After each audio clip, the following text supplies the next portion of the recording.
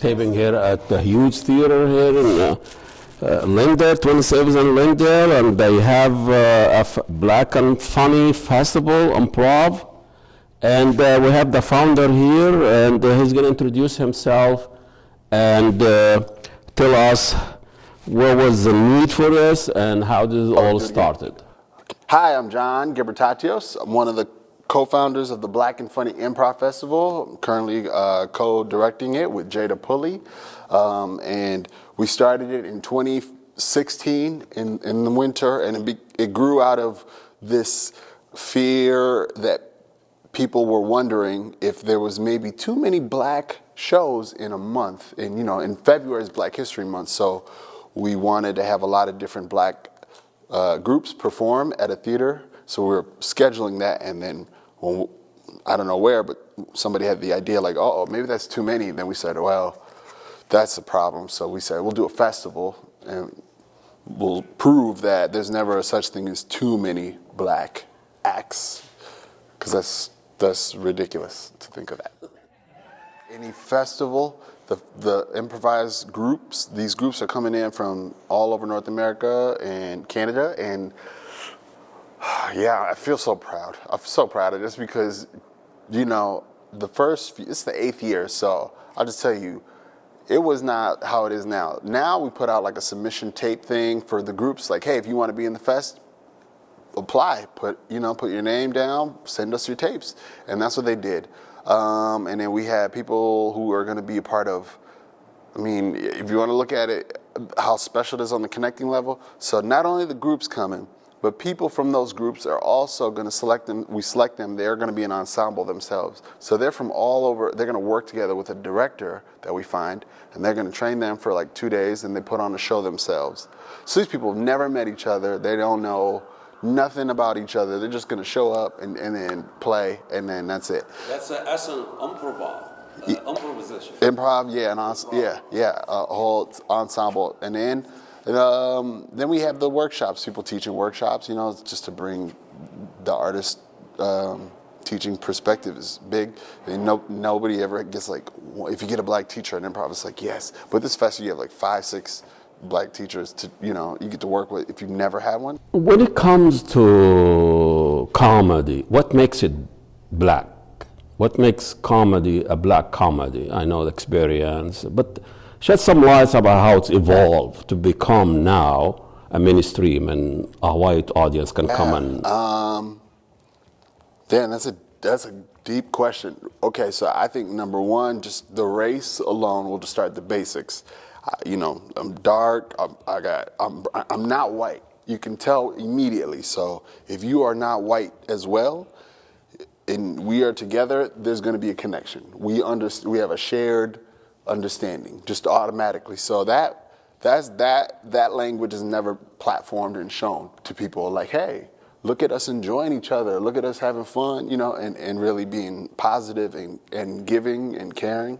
We don't really see that a lot. So that's number one. And then it's already in the culture, I think, of blackness. It's deep in our blood to be, fun and to play and to create safety and all this sort of stuff. We just don't see it. So that's what I think of when I'm thinking of black comedy. It's automatically is gonna be so funny. It's yeah. My friend Lisa was just talking about this. She's Native, and she was saying there's like a scale for people who are in trauma. If you've had a lot of trauma, you get like a higher number. And she was commenting on like the other Native women who might date a white guy or whatever, date outside of the race. She was like, yeah, he might have a number 2 on his trauma score, but he's not funny. So I think there's just like already when people come from an oppressed group, the ability to play is at a different level because we understand life in a different way, and part of life and expressing ourselves is important, and sharing, and that's, to us, we value that. When I think black culture, black comedy, that's what I think of. I think, yeah, you're going to have fun, but we're also going to share about things that are the dark side or the ugly side to life, or the ills, and we can put it in a way that we can all kind of, it's accessible. I just don't want to see white people jumping around dancing, having a good time about my pain.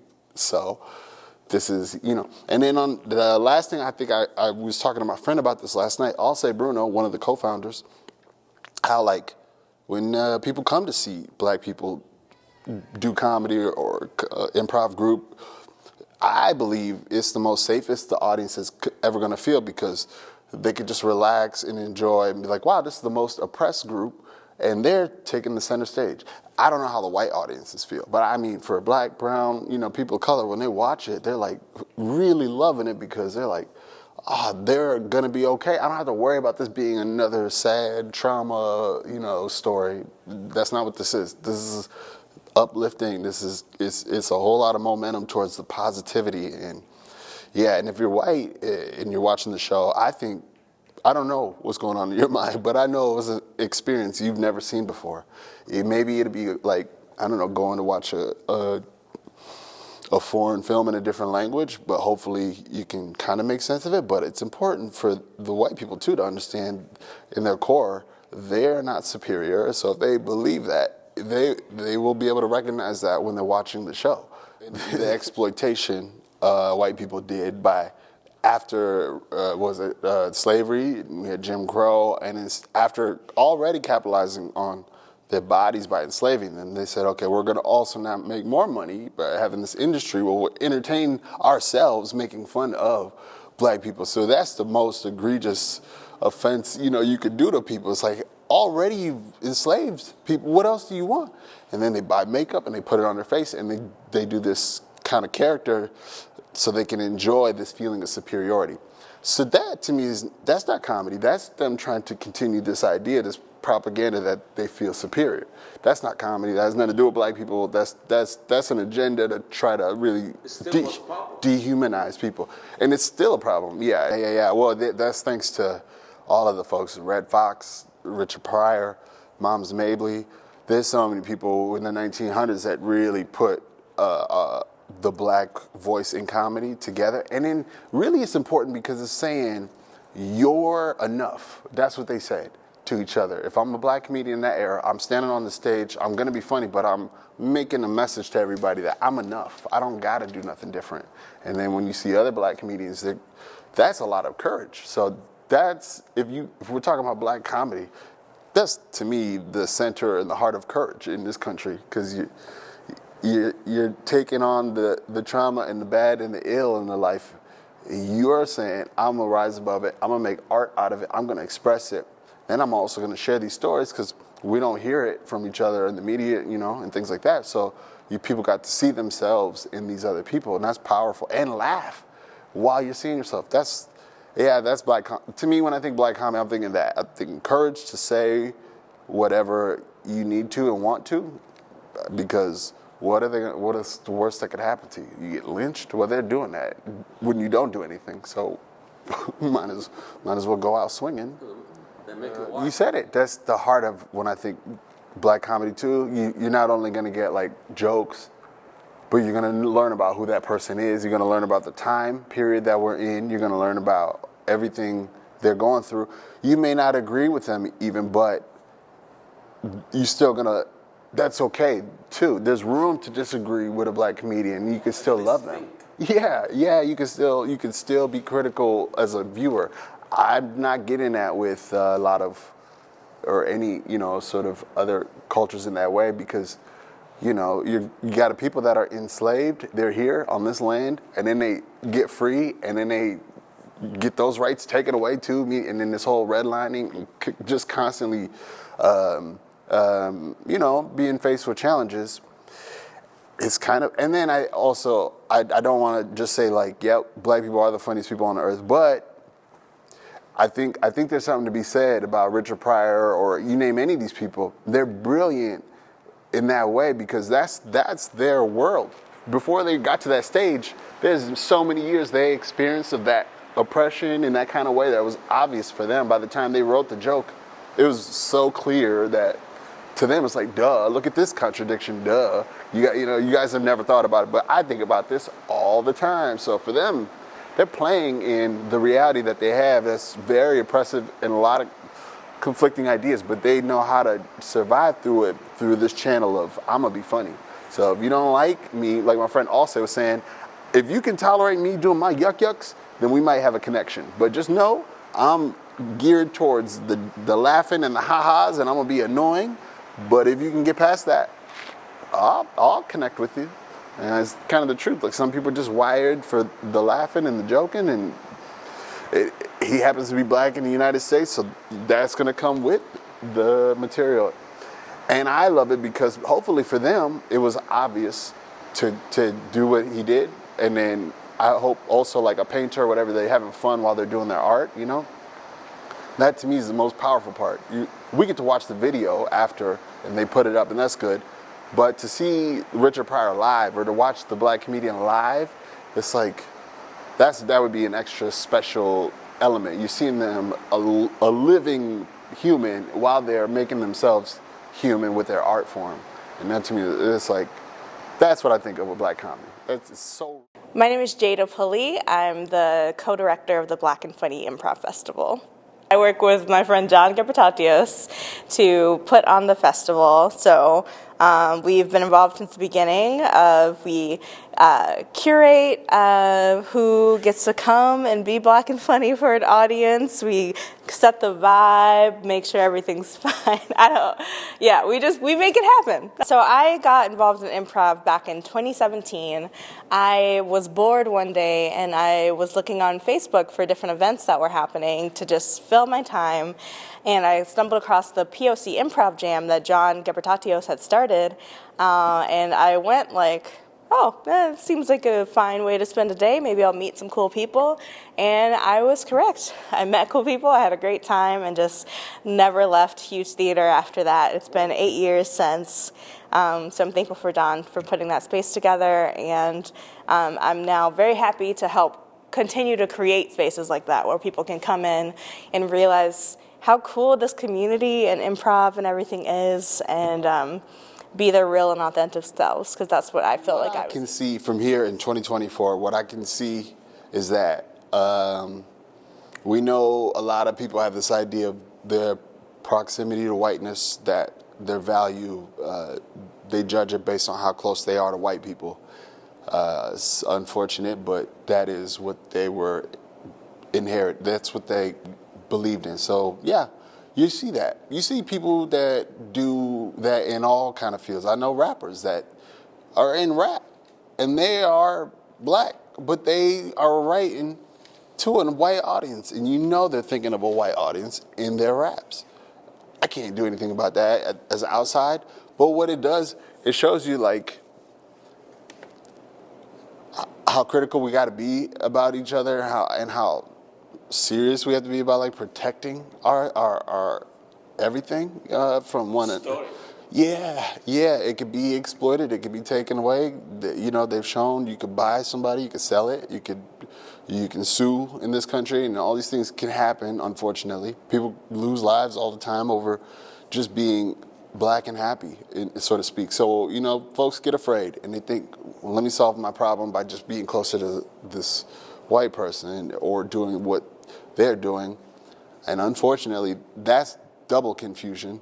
You know, that I can't think of anything more chaotic for a person's mind to be like, you know, doing something, expressing yourself, but you don't know what you look like. You're inside the can, but you don't know what the label. You might not know what label you're rocking. It's not. My relationship is, once I got into improv, I got free classes. I started establishing. I did stand up. I started to go towards improv naturally, but when I learned like, oh, this is like an artist-led nonprofit, and I can kind of go in here, I can feel like it's mine, you know, like community-owned. Like so many people put money into it, and some people feel like this is theirs, as it should be. That made me feel like I can kind of do my work in that environment. Other places have, so once the institution had that kind of makeup, this model of like, you're an artist, come here, this is your workshop, you can pay your membership however you want, you know, but that is it. No other weird, I didn't need to, there's other theaters where you can get cast, you may be for Second City, you may want to work for them, or you might want to work for SNL, or other dreams in comedy or sketch in improv, but I was like, I don't even know what direction I want to go yet, but at least to here, I can fail, I can mess up, I can keep trying, I can keep creating, discover, do I want to go to SNL or not? So to have that freedom as an artist first, I was like, that makes sense to me. And then number two, my parents are Eritrean, so to have your own is important, to take care of whatever you have. So I really appreciated the philosophy that was already started here for the community. A lot of it is pretty much, we don't care if we're going to get big attention that's not what we're into. If people know about it and they love it, they're going to be around forever. But we're not trying to do anything outside of who we are or what we are. We're just doing our improv and making sure we enjoy it. And then it becomes like, yeah, well, if people find out or hear about it, great. If they don't, great. We're having a great time. And we enjoy this level of like creative challenge, and we all inspire each other. Everybody's very generous in many different ways, and I think I've never seen a community like that, and we're tied to the work. So it made me feel like I can do a lot of things, which I've done. John, about black women comedians, and we don't see a lot of it. Most of them are men. Yeah. So tell us a little bit as a woman. Yeah, so I actually don't identify as a woman, so I wanted to be even more marginalized. So I'm non-binary. I use they/them pronouns. Women are maybe less represented in the comedy scene, but even more so, people who do not identify with binary gender. So I am proud to be able to create a space where I can be myself, because I know that's giving other people permission to be themselves as well. And there's an ongoing thing that just says men aren't funny. I don't think that that's necessarily true, but I think other people have a lot of wisdom and just funny stories to share. I think when you have to laugh to keep from crying, you end up becoming pretty funny, I think. So might as well laugh together. When people who are marginalized are funny, it's not necessarily like, I have it so bad. Like, we're just human. So going through the universal human experiences, which is definitely fair game to laugh. But I think also there is kind of what you're talking about when things are still forming, still feeling sensitive.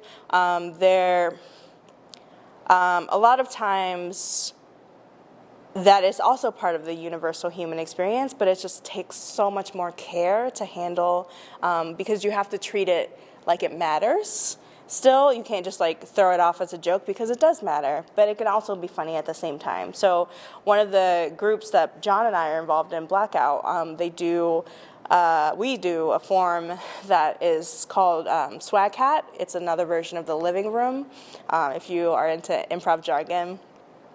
But it's where we invite the audience to give us things that they want us to talk about, and then we talk about it before doing improv based on our conversation. And a lot of the times, or many times, like when something hot is happening in the news that's still forming, still sensitive, people will put it in the swag hat, so we'll end up talking about it. And it can be things that are really sensitive and just important. So I remember going to a Blackout show before I was involved in the troupe, and it was right after the news had broken that another black man had been murdered by the police. And Blackout, rather than canceling that show, they did it. And they talked about it and all the raw emotions that inspired. And it was a chance for us to come together and feel together.